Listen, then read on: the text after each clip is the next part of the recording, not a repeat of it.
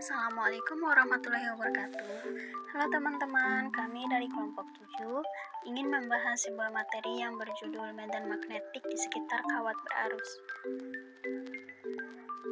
Sebelumnya, izinkan kami memperkenalkan diri. Pertama, Ika Kustinawati, kedua Nurwanti, M. Rizky Alfian, Setiawan, Amirul Mukminin, dan Aryan. Tahukah kalian tentang magnet?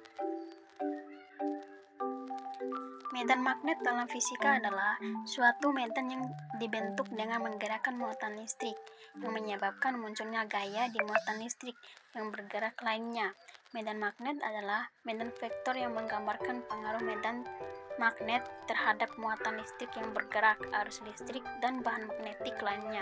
Kekuatannya bervariasi bergantung pada jaraknya, yaitu medan magnet pada suatu titik berbanding terbalik dengan kuadrat jarak dari magnet.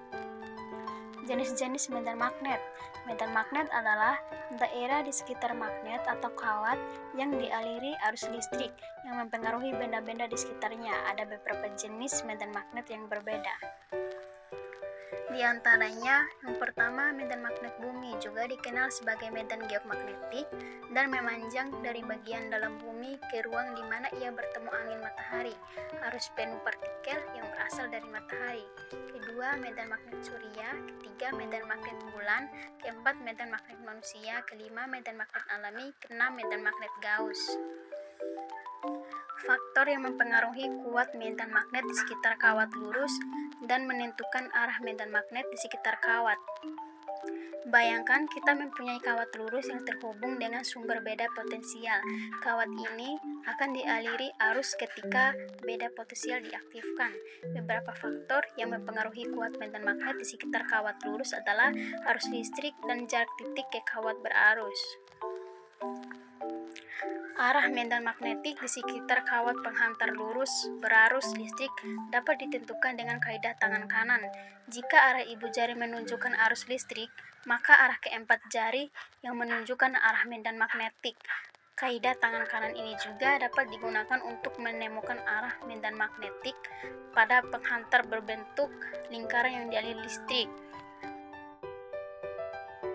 Perhatikan arah listrik yang mengalir pada kumparan. Ujung kumparan yang pertama kali mendapat arus listrik dijadikan sebagai pedoman untuk menentukan letak kutub-kutub magnet. Kemudian genggam ujung kumparan yang pertama kali teraliri arus listrik dengan posisi jari tangan kanan sesuai dengan letak kawan pada inti besi. Apabila kawat itu berada di depan inti besi, letakkan telapak tangan menghadap ke depan, kemudian genggam kumparan yang berinti besi. Letak kutub utara magnet ditunjukkan oleh arah ibu jari, sedangkan arah sebaliknya menunjukkan kutub selatan. Jika kawat penghantar yang pertama kali teraliri arus listrik berada di belakang inti besi, maka hadapkan telapak tangan ke belakang, kemudian genggam kumparan kawat itu. Dengan cara yang sama, kita juga dapat menentukan letak kutub utara dan kutub selatan magnet. Ternyata, penghantar arus listrik yang ditempatkan dalam medan magnet juga mengalami gaya magnet. Hal ini ditemukan pertama kali oleh Hendrik Anton Lorentz. Gaya Lorentz terjadi apabila kawat penghantar berarus listrik berada di dalam medan magnetik. Besar gaya Lorentz bergantung pada besar medan magnetik, panjang penghantar, dan besar arus listrik yang mengalir dalam kawat penghantar. F sama dengan B kali I kali 1. F sama dengan gaya Lorentz pada kawat, B sama dengan medan magnet, I arus listrik 1 panjang kawat.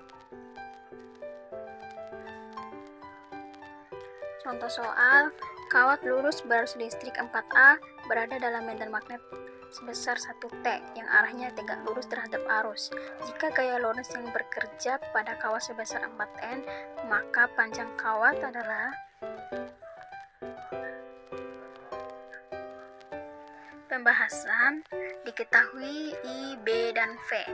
Rumus gaya Lorentz dalam fisika beserta 3 contoh soal 42, 90. Ditanya L. Jawabannya, jadi panjang kawat jika gaya Lorentz yang bekerja sebesar 2 newton adalah 1 meter. Terima kasih telah menyaksikan video pembelajaran dari kami. Semoga bermanfaat dan jangan lupa like, share, dan subscribe.